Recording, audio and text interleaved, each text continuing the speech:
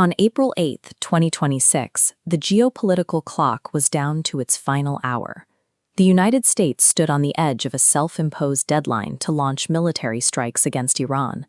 Less than 60 minutes before the first strikes were scheduled, an unexpected breakthrough arrived. Mediators in Pakistan secured a 2-week ceasefire agreement between Washington and Tehran. This chart captures the resulting market shock. As news of the truce broke, Brent crude prices dropped by 13%, while Dubai stock markets hit a 10-year peak in a single afternoon. Global supply chains prepared for immediate relief. Authorities announced the reopening of the Strait of Hormuz, promising the resumption of commercial shipping through the world's most critical energy corridor. But the reprieve was short-lived. Just hours later, the sirens returned. Air defense systems were activated across the region as military strikes resumed, instantly ending the short-lived calm. The surge in global optimism at the signing ceremony ignored a critical instability. By limiting the truce to a bilateral agreement between Washington and Tehran, the deal left the surrounding regional conflicts active, creating a pressure point that the document was not designed to handle. The failure was built into the specific language of the treaty. The Pakistan-brokered ceasefire was strictly bilateral, meaning its legal requirements only applied to the direct actions of the United States and Iran. Israel utilized this gap in the treaty's parameters. Prime Minister Benjamin Netanyahu confirmed that because the agreement excluded regional proxies, Israel would continue its military campaign against Hezbollah. Almost immediately, the Israeli military launched what it called its largest coordinated strike in Beirut. The operation targeted Hezbollah commanders, but resulted in the deaths of over 250 people in a single day. Tehran viewed the strikes in Lebanon as a direct violation of the truce. In their perspective, the Israeli actions served as a backdoor continuation of the war by the United States.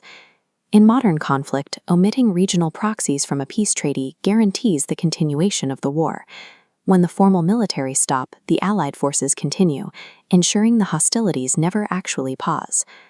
The physical collapse of the truce began with an explosion at Iran's Lebanon oil refinery. While the source of the strike was initially unknown, it served as the catalyst for immediate Iranian retaliation. As reports of the refinery fire spread, Iran activated its air defense systems over major urban centers. Explosions were heard as far inland as Isfahan. Iran then retaliated across the Gulf. They launched a wave of drone and missile strikes targeting oil facilities and power stations in the United Arab Emirates and Kuwait. A critical target in this wave was the Saudi East-West pipeline. This infrastructure is a strategic lifeline, capable of pumping 7 million barrels a day from the Gulf directly to the Red Sea. This pipeline serves as the global market's backup plan when shipping lanes are blocked. By successfully striking this link, the attackers disabled the primary alternative to the Strait of Hormuz. The failure of a single diplomatic document quickly set fire to regional infrastructure. In less than 24 hours, the conflict expanded to threaten the energy security and civilian populations of 4 separate nations. With the region destabilized, Iran shifted its strategy. They moved beyond isolated drone strikes and transitioned into a campaign of macroeconomic warfare. The Iranian Navy militarily reclosed the Strait of Hormuz. They issued a direct threat to the international community. Any commercial vessel attempting to transit the waterway without Tehran's permission would be targeted and destroyed. The result was an immediate logistical paralysis. Approximately 800 international vessels were reported trapped within the waterway, unable to exit as the reopening was abruptly rescinded. This closure triggered an aggressive response from Washington. President Trump warned that any country caught supplying weapons to Iran would face an immediate 50% tariff on all goods sold to the United States. The crisis is now fracturing Western alliances.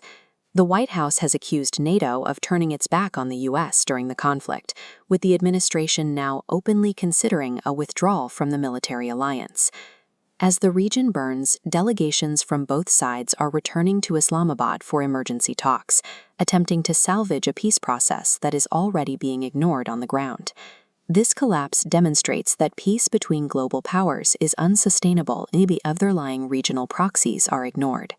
Because these groups hold the actual leverage over the global energy supply, any agreement that excludes them remains a document without a foundation.